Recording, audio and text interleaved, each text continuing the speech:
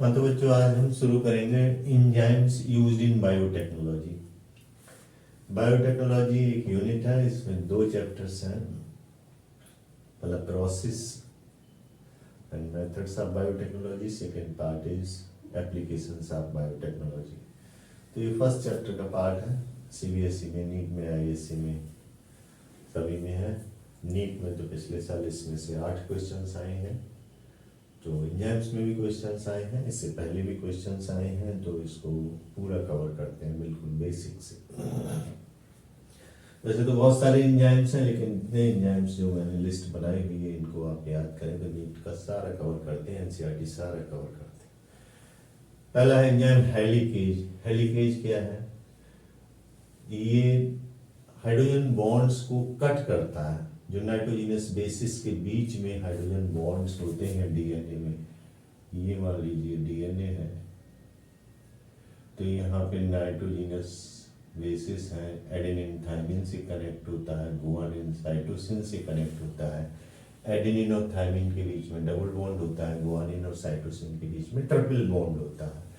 तो ये बॉन्ड्स को कट करते हैं, कट करने के लिए एंजाइम यूज होता है हेलिकेज, और ये रेप्लिकेशन फॉर्क बन जाती है, हाइड्रोजन बॉन्ड्स कटते रहते हैं, ये हेलिकेज। अगला एंजाइम आता है टोपोआइसोमरेज।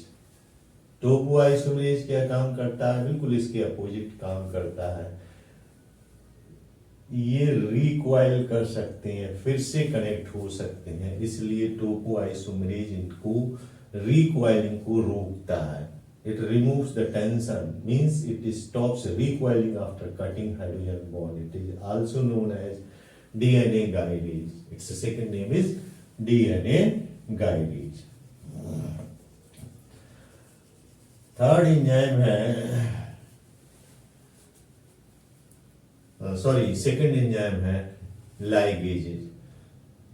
इसका क्या काम है? ये ब्रोकन सेगमेंट्स जो हुआ है डीएनए के, उनको जोड़ने का काम करता है।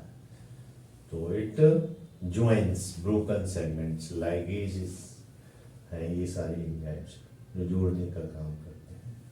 अगला एंजाइम है DNA polymerase. DNA polymerase it polymerises DNA nucleotides. Polymerisation chemistry का भी टॉपिक है, बायोलॉजी का भी है। पॉलीमराइजेशन पता होगा, छोटी छोटी यूनिट्स को जोड़ के एक बड़ा मॉलिक्यूल बनाया जाए, इस प्रोसेस को पॉलीमराइजेशन कहते हैं। तो ये न्यूक्लियोटाइड्स को जोड़ता है, polymerises DNA nucleotides and makes a long chain of DNA. Second काम, ये प्रूफ रीडिंग एक्टिविटी भी करता है। टोपोआइसोमरेज मैंने पहले ही बता दिया था। इसके बाद आता है न्यूक्लिएजेस। एंजाइम से क्लासिफिकेशन का एक तरीका होता है, एज आ जाए तो जैसा सब्स्टिट्यूट होता है उसी के आगे, सब्स्टिट्यूट के नाम के आगे एज लग जाए तो पता लगता है कि ये एंजाइम उस सब्स्ट्रेट पे काम करता है। तो न्यूक्लिएजेस दो तरीके के हैं, एंडोन्यूक्लिएज और एक्सोन्यूक्लिएज। एंडोन्यूक्लिएज एक स्पेसिफिक रिकॉग्निशन साइट पे डीएनए को कट करता है, और एक्सोन्यूक्लिएज जो है न्यूक्लियोटाइड को रिमूव करता है डीएनए के एंड से। ये डीएनए के एंड से न्यूक्लियोटाइड्स को रिमूव करता है। यहाँ तक दिया हुआ है एनसीईआरटी में, ये थोड़ा सा एक्स्ट्रा है। एक्सोन्यूक्लिएजेस बाद को देखे गए हैं तो दो तरीके के हैं, एक है मिथाइलेज, दूसरा रेस्ट्रिक्शन एंडोन्यूक्लिएज। मिथाइलेज जो है ये मिथाइल ग्रुप को ऐड करता है बैक्टीरियल डीएनए में। रेस्ट्रिक्शन एंडोन्यूक्लिएज डीएनए को कट करता है बैक्टीरियोफेजेज में। तो बैक्टीरियोफेज तो क्लियर होगा। तो ये इतने एंजाइम्स हैं, इन्हें आप याद कर लो। याद करने का तरीका भी आसानी से बता दूं। H for hydrogen, H for helicase. Helicase hydrogen bond को कट करता है, कोई कंफ्यूजन नहीं होगा। लाइगेज हमेशा जोड़ने का काम करता है। पॉलीमरेज पॉलीमराइजेशन करता है डीएनए न्यूक्लियोटाइड्स का। Topoisomerase removes tension, T for tension, T for topoisomerase.